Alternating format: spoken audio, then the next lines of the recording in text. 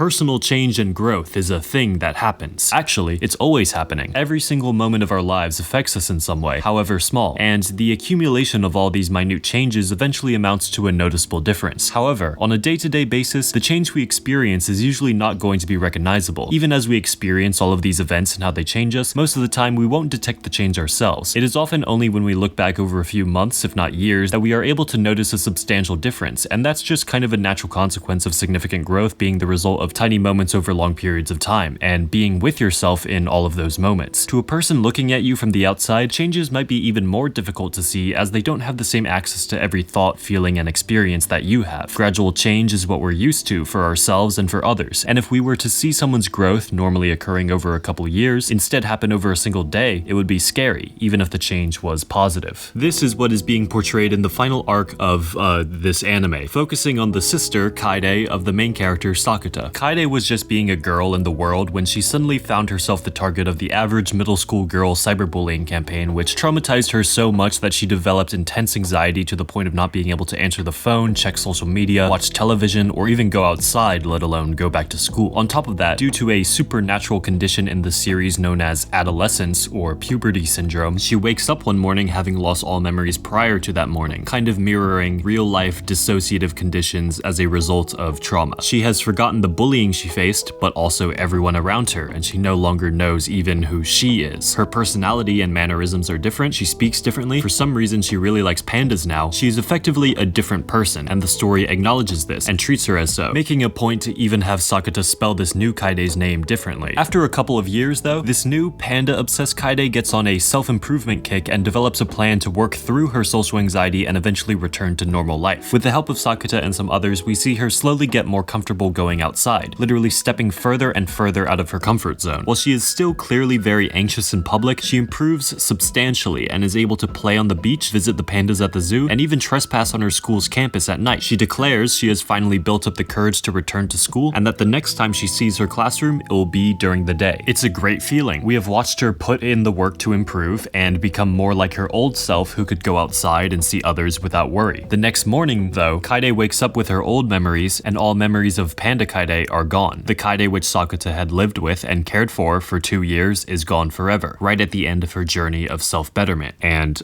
it's very sad. Here, personal growth is portrayed as tragic in a way. Panda Kaede's efforts to grow result in her disappearing as she returns to the state in which she was less anxious. The process of improving ourselves leads us to become different people. It's a process of willing self-destruction. As scary as it might sound, and as sad as the results are in the show, I think this arc still dares us to embrace growth, embrace this self-destruction. Kaede and Sakuta and the doctors and other side characters knew this was a possibility, but they all still pushed for Kaede to become better. Panda Kaede herself knows that overcoming her anxiety will lead to her disappearing, but she also knows that she can't stay like this forever. Change results in her death, but the Kaede who remains is a product of successful self-improvement. The ending is more bittersweet than outright sad. It simply forces us to acknowledge what it means to change and grow as a person, fundamentally altering who you are, destroying what you used to be in order to become better. Basically, the message is kill yourself. But there's obviously a bit more to it than what I'm saying here. Self-improvement in real life doesn't give us amnesia. There's some weird anime magic turning this situation into a heightened metaphorical version of reality in order to make us cry. Make me cry. Still, the ship of Theseus is a thought experiment where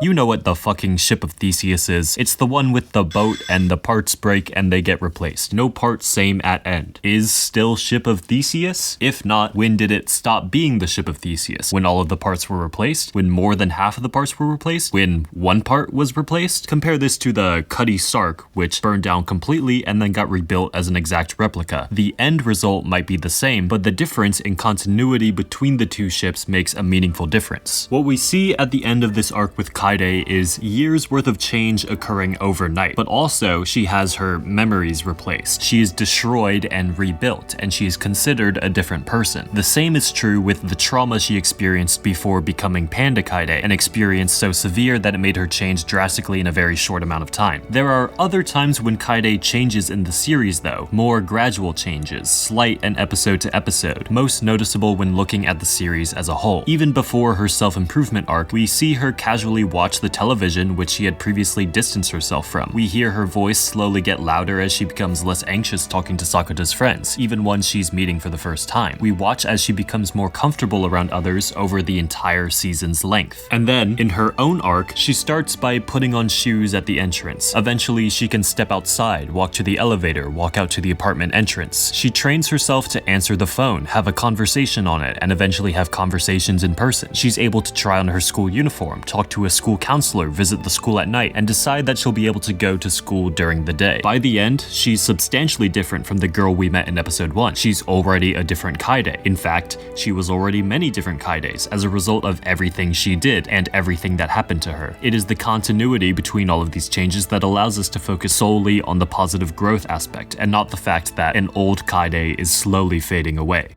Towards the end of the last night with Panda Kaede, her and Sakuta pass by a tree, leaves shining with the colors of autumn. Those leaves will soon fall to the ground and die, a process necessary for the tree to continue living and grow. The leaves are shed so that the tree can live through the winter, move into the next year, and grow new leaves. It's a cycle that won't stop until the tree itself dies. We cannot stagnate in a place where we are not well off. We must grow, even if that means our old selves are destroyed, and we must help those around us grow, even if that means they will be gone forever. Bunny Girl Senpai is one of my favorite series, and to see the journey it's taken in terms of the community's reception of it has been interesting to observe, widely praised back when it was airing, but gaining more detractors over the years. Personally, it really impressed me with how quickly it moved through multiple emotional arcs, tackling different but related and relatable issues, and I'd love to return to it and make more videos about it in the future, even if not that many people are talking about it. Anyways, it's the end of the year. Thanks to everyone who has watched my videos, commented, shared, and subscribed this year. This has been the most my channel has grown ever, and it's very rewarding and encouraging, and I'm glad people find my thoughts interesting or even helpful. Hope you've all had a good year, and if it wasn't, I hope that the next is better.